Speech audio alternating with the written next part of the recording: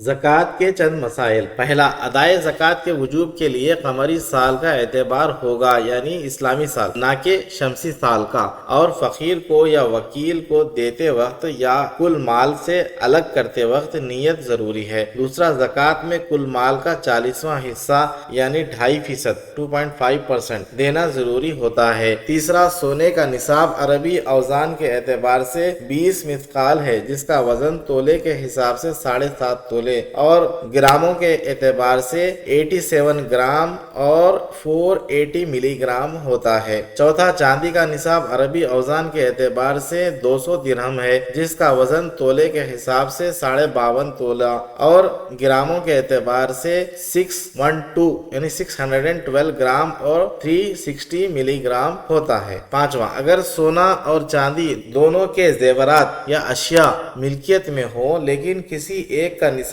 بھی پورا نہ ہوتا ہو، دونوں کو ملا کر قیمت لگائی جائے گی۔ اگر دونوں کی قیمت مل کر سونے یا چاندی کے کسی نصاب کو پہنچ جائے تو زکوٰۃ واجب ہو جائے گی۔ مثلا آج کل سونے اور چاندی کی قیمتوں میں بڑا فرق ہو گیا۔ اب اگر کسی کے پاس 1.5 تولہ سونا ہے اور چند تولے چاندی ہے تو دونوں کی جب قیمت لگائی جائے گی تو چاندی کے اعتبار سے نصاب تک پہنچ جائے گی، لہذا زکوٰۃ واجب ہوگی۔ چھٹا، زیور کے ساتھ اگر روپیہ یا سامان تجارت موجود ہو تو اگرچہ زیور کا وزن نصاب تک نہ پہنچتا ہو لیکن سب ملا کر قیمت چاندی کے نصاب تک پہنچ گئی تو زکوٰۃ واجب ہو گئی۔ مثلا 2 یا 3 تولہ سونا ہے اور ساتھ میں 5,000 روپے ہیں یا مال تجارت ہے تو سب کی قیمت اگر چاندی کے نصاب تک پہنچ گئی تو اس پر زکوٰۃ واجب ہوگی۔ ساتواں، اگر کسی شخص نے بقدر نصاب مال ملکیت میں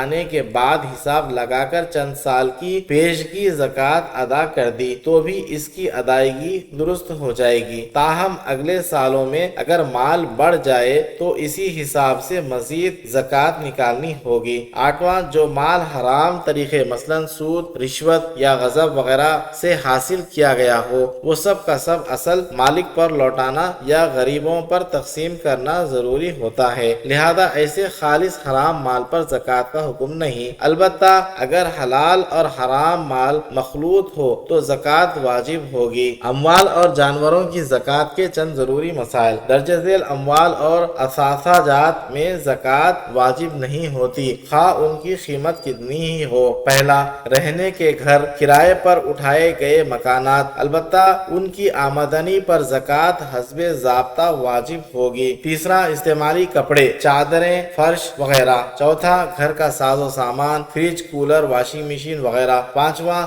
سواریاں، گاڑی، موٹر سائیکل وغیرہ۔ چھٹا، غلام باندی جو خدمت پر مامور ہو۔ ساتواں، اپنی حفاظت کے لیے رکھے گئے ہتھیار۔ آٹھواں، گھر میں رکھا ہوا کھانے پینے کا ذخیرہ۔ نواں، سجاوٹ کے برتن۔ دسواں، ہیرے جواہرات جبکہ تجارت کے لیے نہ ہوں۔ 11، مطالعے کی کتابیں۔ 12واں، صنعت کاروں کے اوزار اور مشینیں اور کارخانے، فیکٹریاں، کرائے پر چلنے والی بسیں اور ٹرک اور کاشتکار حضرات کے ٹریکٹر اور آلات زراعت وغیرہ، نیز ہر ایسا سامان جو تجارت کی نیت سے نہ خریدا گیا ہو۔ جانور کی زکوٰۃ کے مسائل۔ جانور درج ذیل جنسوں میں سے ہوں، اونٹ، گائے، بھینس، بھیڑ، بکری۔ جنگلی جانوروں مثلا ہرن وغیرہ یا پرندوں یا گدھ اور خچروں میں زکوٰۃ نہیں ہے، الا یہ کہ جانور تجارت کے ہوں تو ان پر مال تجارت کے اعتبار سے زکوٰۃ فرض ہوگی۔ دوسرا،